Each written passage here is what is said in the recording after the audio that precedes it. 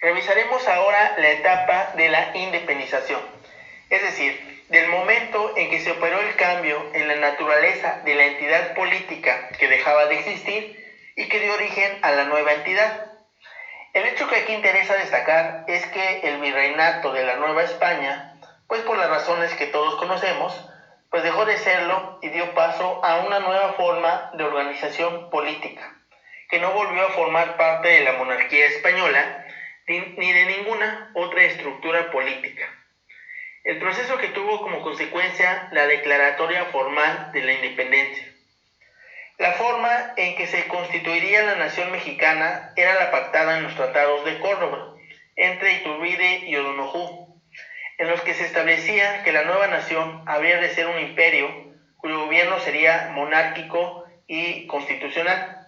Posteriormente, el inicio de una larga cadena de levantamientos, cuartelazos, gobiernos legalmente constituidos, gobiernos provisionales. No obstante la guerra civil y las intervenciones extranjeras, la nueva entidad siguió siendo soberana e independiente, y así lo reconocieron varias naciones en su tiempo. El movimiento de independencia de México no puede ser visto en una sola línea, ya que fueron varios los factores que confluyeron en su realización. Es posible señalar por lo menos dos vertientes: la insurrección popular y la respuesta política de los criollos novohispanos ante la renuncia de Carlos IV y Fernando VII al trono español, en beneficio de Napoleón. Ya se había señalado que las medidas tomadas por Carlos III para la reorganización administrativa de la colonia habían lesionado los intereses de los criollos, al verse sustituidos en los puestos de mando por peninsulares al servicio del rey. Por su parte, la burguesía representaba en la Nueva España el sector más dinámico de la sociedad y requería para su desarrollo y expansión poner fin a la serie de medidas que se habían instrumentado para evitarlo. En términos generales, las ideas revolucionarias proponían la libertad, la igualdad, la tolerancia religiosa y el progreso. La burguesía novohispana acogía aquellos postulados que le eran útiles, y no todos implicaban, en principio, la independencia. El desarrollo de la burguesía novohispana había descansado sobre las espaldas de los indígenas, mestizos, negros y castas, que con su trabajo habían hecho posible la acumulación del capital criollo, sobre todo en las minas y en las haciendas. El descontento de estos sectores iba dirigido tanto a mineros y hacendados, como a los gobernantes,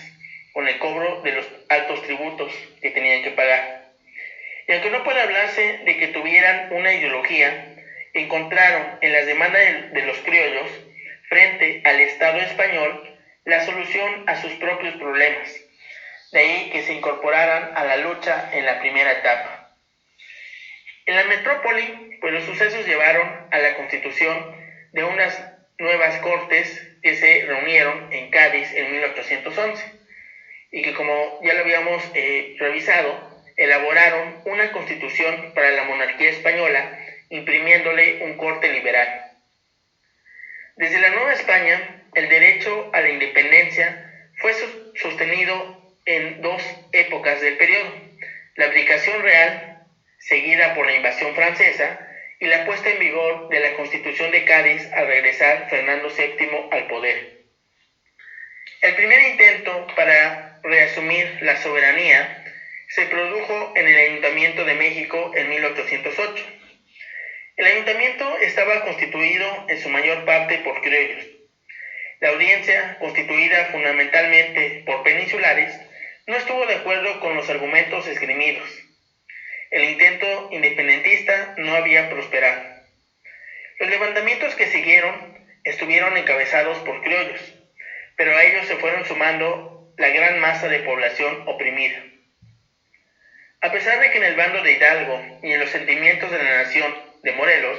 se encuentra la idea de sacudirse del yugo español, es en el acta solemne de la Declaración de Independencia de la América Septentrional, firmada en Chilpancingo el 6 de noviembre de 1813, donde se encuentra claramente delimitado el derecho a la independencia. El Congreso de Anáhuac declaraba que ante la situación europea, la América Septentrional ha recobrado el ejercicio de su soberanía usurpado. Queda rota para siempre jamás y disuelta la dependencia del trono español, que es árbitra para establecer las leyes que le convengan para el manejo y mejor arreglo y felicidad interior. En el mismo sentido, se pronunciaron los miembros del Supremo Congreso Mexicano en el Decreto Constitucional para la Libertad de la América Mexicana, sancionado en Apatzingán el 22 de octubre de 1814. Deseoso de llenar las heroicas miras de la nación, la reintegraba en el goce de sus imprescriptibles derechos y la conducía a la gloria de la independencia. En Cádiz la independencia fue concebida en forma distinta, ya que en la Constitución redactada se afirmaba que la nación española es libre e independiente, y no es ni puede ser patrimonio de ninguna familia ni persona, que la soberanía reside esencialmente en la nación. Entre paréntesis, se puede decir que por lo que tocaba a los americanos, estas frases ponían fin a la legitimidad de los justos títulos. Muertos los principales jefes insurgentes, sofocada la rebelión y ante la inminencia de comenzar a aplicar la Constitución de Cádiz a la vuelta de Fernando VII, que atentaba contra los intereses de la Iglesia y de las corporaciones criollas, Agustín de Iturbide recibió el encargo de dar fin al movimiento popular y, desvirtuando un tanto sus instrucciones, elaboró un plan de independencia, el Plan de Iguala.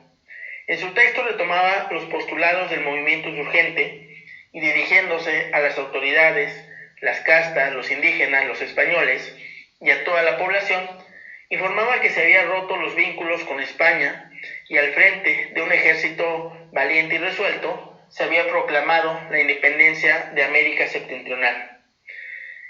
Esta América se reconocerá por nación soberana e independiente y se llamará en los sucesivos Imperio Mexicano. En tanto se discutía la forma en que se constituiría la monarquía constitucional, se elaboró un reglamento provisional del Imperio Mexicano el 10 de enero de 1822. El artículo 2 del reglamento provisional prescribía: queda sin embargo en su fuerza y vigor las leyes, órdenes y decretos promulgados anteriormente en el territorio del imperio hasta el 24 de febrero de 1821, en cuanto no pugnen con el presente reglamento y con las leyes, órdenes y decretos expedidos, o que se expidieren en consecuencia de nuestra independencia. El abigarrado conjunto de normas que constituían el orden jurídico en la Nueva España hubieron de incorporarse en adelante las que fueron dictando los gobiernos nacionales. A falta de cuerpos jurídicos propios se aplicaría la legislación española. En cuanto a los otros derechos que formaban parte del ordenamiento castellano, los autores están de acuerdo en que el derecho romano no se aplicaba como orden positivo vigente y solamente se enseñaba para mayor instrucción, y de él solo se aplicaban los preceptos del derecho natural y el de gentes. El derecho canónico fue calificado de distinta manera, y de aceptarse en principio como parte del ordenamiento, se llegó a considerar en la segunda mitad del siglo como derecho extranjero. A pesar de que en todos los órdenes de prelación las partidas ocupaban el último lugar, fue uno de los textos más utilizados. La amplísima divulgación de las partidas se percibe no solo en los textos doctrinarios y en las sentencias de los tribunales. Tal era el modo en cómo estaba constituido el orden jurídico mexicano hasta la promulgación de los códigos en el último tercio del siglo XIX. A pesar del caos de la legislación señalado insistentemente por los autores de la época, existe multitud de pruebas de la aplicación del derecho. Se siguieron celebrando contratos, se adjudicaron herencias, temas de propiedad, en fin. Se dictaron obras doctrinarias en las que se incorporaba la legislación vigente. Se elaboraron prontuarios, colecciones de leyes, decretos, órdenes, guías judiciales, compendios de legislación, diccionarios. A la redacción de testamentos, contratos y demás instrumentos legales, se utilizaron los formularios de la época anterior. Hacia la mitad del siglo comenzaron a publicarse colecciones de sentencias de tribunales. Ahora los sujetos sobre los que se aplicaba el derecho. La adopción de los principios de libertad e igualdad llevó a la abolición del sistema de fueros y privilegios, salvo los militares y eclesiásticos. La amplia gama de estatutos fue cediendo a uno de los postulados básicos del liberalismo, la igualdad ante la ley. El principio de igualdad ante la ley abolía las distinciones que entre los diversos grupos de la sociedad habían existido, preconizando la igualdad de españoles, indígenas y castas, la desaparición de fueros y privilegios, la extinción de los servicios personales y la supresión de los títulos de nobleza. Aunque se reconoció este principio general, se impusieron una serie de restricciones a las capacidades de goce y ejercicio. Había restricciones para los que no tenían una determinada renta anual, los que ignoraban el alfabeto, los ebrios consuetudinarios, los que malversaban los fondos públicos. Por su parte, los gobiernos establecieron diversos requisitos de tipo económico para estar en posibilidad de ocupar cargos públicos. Los estados de sirviente doméstico, de religioso, la interdicción legal, el pronunciamiento judicial, limitaban hasta el grado de extinguirlos los derechos inherentes a la ciudadanía. El principio de igualdad ante la ley se vio de esta manera matizado.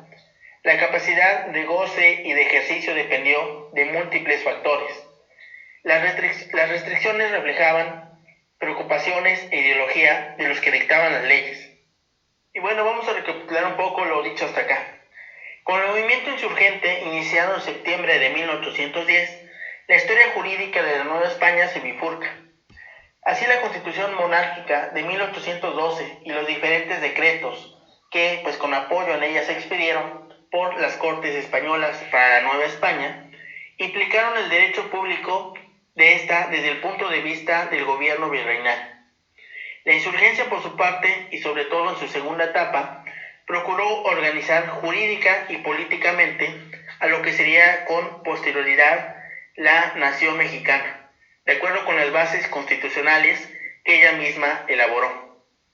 A medida de que se fue extendiendo, adquirió impulsos legislativos que, no obstante no se hayan traducido en un documento unitario y sistemático, tuvieron como resultado la expedición de diferentes decretos o bandos que denotaron una manifestación clara de las tendencias ideológicas de los insurgentes. Se formó una especie de asamblea constituyente denominada Congreso de Anáhuac, el 6 de noviembre de 1813, que expidió el acta solemne de la Declaración de Independencia de la América Septentrional, en la que declaró la resolución definitiva del vínculo de dependencia con el trono español. El 22 de octubre de 1814,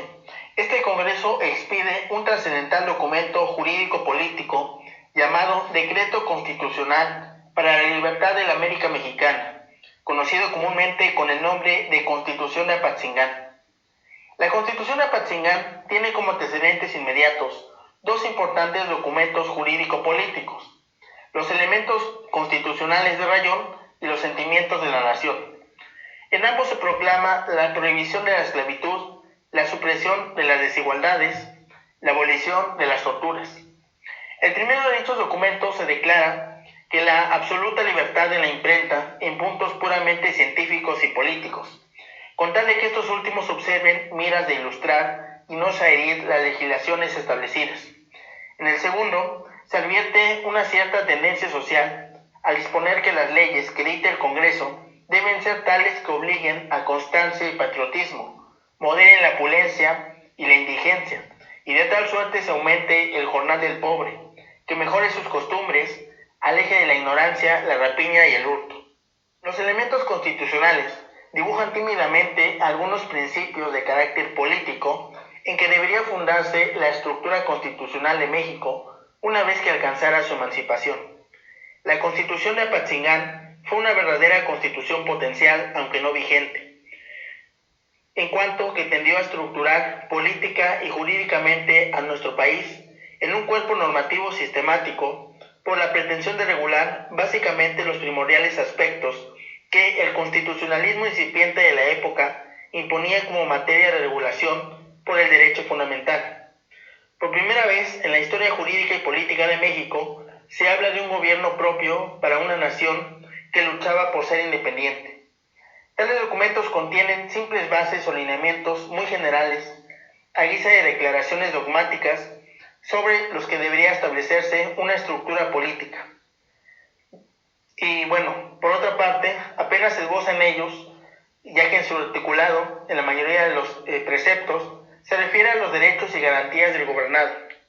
Dada la situación de hecho que a la sazón prevalecía en México, no podía preverse la posibilidad de que la independencia se consumase por el impulso propio de los auténticos insurgentes que entonces aún quedaban, tales como Guerrero y Pedro Asensio, y que de no ser por la intervención de don Agustín de Iturbide en los hechos históricos que se desarrollaron, en el sentido de explotar para su exclusivo provecho la misión pacificadora que le encomendó la famosa Junta de la Profesa, a la que por cierto traicionó, puede decirse que la emancipación política de la Nueva España no se hubiese conseguido, al menos en la época en que se registró este acontecimiento. En efecto, se afirma que el virrey Apodaca recibió una carta de Fernando VII en la que expresaba sus deseos de gobernar a la Nueva España como Estado independiente, para sustraerse a las limitaciones que el poder real imponía la Constitución de 1812, que se vio constreñido a jurar y con la esperanza de convertirse en el soberano absoluto de la nueva nación. En dicha misiva, Fernando VII sugirió algunas bases políticas para el gobierno independiente de la Nueva España, fincadas en la unión entre mexicanos y peninsulares, y en la adopción de la religión católica estatal. Apodaca, con todo sigilo, convocó a diversos personajes con influencia a una reunión que debía celebrarse en la Profesa, para dar cuenta a los asistentes con los designios reservados del rey, y con el objeto de proponer y poner en práctica los planes de pacificación que las citadas bases entrañaban. Se comisionó de esta manera a Iturbide, quien, habiendo logrado la aquiescencia de don Vicente Guerrero, proclamó el Plan de Iguala, cuyas prescripciones principales eran las siguientes: la unión entre mexicanos y europeos, la conservación de la religión católica sin tolerarse ninguna otra, el establecimiento de una monarquía moderada que debería intitularse Imperio Mexicano, para cuyo gobierno se llamaría precisamente a Fernando VII, pero que si éste no se presentaba a fin de prestar juramento a la Constitución que se expidiese, serían invitados al trono diversos miembros de la Casa Reinante de España por orden sucesivo. El rey Apodaca no aprobó el Plan de Iguala y se aprestó a combatir a Iturbide. Sin embargo, no lo logró y en su lugar se puso a don Francisco Novella. En el mes de agosto de 1821 llegó a Veracruz el que quería ser el gobernante de la Nueva España, don Juan O'Donojú, quien confirmó el Plan de Iguala con la adición de que si Fernando VII o algún miembro de su familia no aceptaran el trono del Imperio Mexicano, en su lugar debía designarse la persona que las Cortes Imperiales nombraran. Así, la Junta Provisional Gubernativa, que se había constituido para preparar la organización jurídico-política del nuevo Estado, expide el 6 de noviembre de 1821 la llamada Acta de Independencia del Imperio Mexicano, en la que, además de declararse la emancipación definitiva de la nación mexicana respecto de España, se previó la estructuración del país con arreglo a las bases del Plan de Iguala y los tratados de Córdoba. Con dicha declaración de independencia, la mencionada Junta, por decreto de 17 de noviembre de ese año, lanza la convocatoria a Cortes para integrar una asamblea constituyente del proyecto o del proyectado imperio, en la cual se declaró instaurada el 24 de febrero de 1822. En el decreto de instalación se estipuló que dicha asamblea o congreso representaba a la nación mexicana y que en ese cuerpo residía la soberanía nacional, que la religión estatal debería ser la católica, apostólica, romana, con exclusión de cualquier otra, que México adoptaba para su gobierno la monarquía moderada constitucional con la denominación de Imperio Mexicano y la separación de poderes o división de poderes. El Plan de Iguala y el Tratado de Córdoba, que lo modificó en beneficio de los designios de Iturbide para elegirse emperador de México, no pueden considerarse como ordenamientos constitucionales, aunque hayan preconizado, sobre lineamientos generales y transitorios, una determinada forma de gobierno. La Junta Gubernativa, cuyo objetivo principal consistió en convocar a un Congreso Constituyente que definitivamente estructurara al país en cumplimiento del Plan de Iguala, habiendo designado una regencia interina mientras llegase la persona que había de ocupar el trono, expidió el acta de independencia del Imperio Mexicano y, autocalificándose de soberana, adoptó varias medidas legislativas. El gobierno imperial de Iturbide tuvo una efímera duración, pues el citado Congreso Constituyente, por decreto de 31 de marzo de 1823, declaró que el poder ejecutivo existente desde el 19 de mayo del año anterior cesaba en sus funciones, estableciendo que dicho poder lo ejercería provisionalmente un cuerpo compuesto por 3 miembros y que debería denominarse Supremo Poder Ejecutivo. Depuesto Iturbide, quien en un gesto de dignidad manifestó al Congreso que abdicaba de la corona, esta asamblea, mediante decreto de 8 de abril siguiente, dispuso que siendo su coronación obra de la violencia y de la fuerza y nula de derecho, no había lugar para discutir sobre dicha abdicación, y que quedaban insubsistentes todos los actos que con el carácter de emperador hubiese realizado, así como el Plan de Iguala, los tratados de Córdoba y el decreto de 24 de febrero de 1822. Por decreto de 21 de mayo de 1823, el Congreso Constituyente Mexicano lanzó una convocatoria para la formación de un nuevo Congreso, dando las bases para la elección de los diputados que lo fuesen a integrar el 17 de junio siguiente, en la inteligencia de que, de acuerdo con ellas, el cuerpo legislativo por crearse debería quedar instalado a más tardar el 31 de octubre del citado año. El nuevo Congreso Constituyente se enfrentó al dilema de organizar a México como una república federal o como una república central, habiendo optado por la primera de dichas reformas estatales en el acta constitutiva de la Federación expedida el 31 de enero de 1824 y en la Constitución del 4 de octubre del mismo año.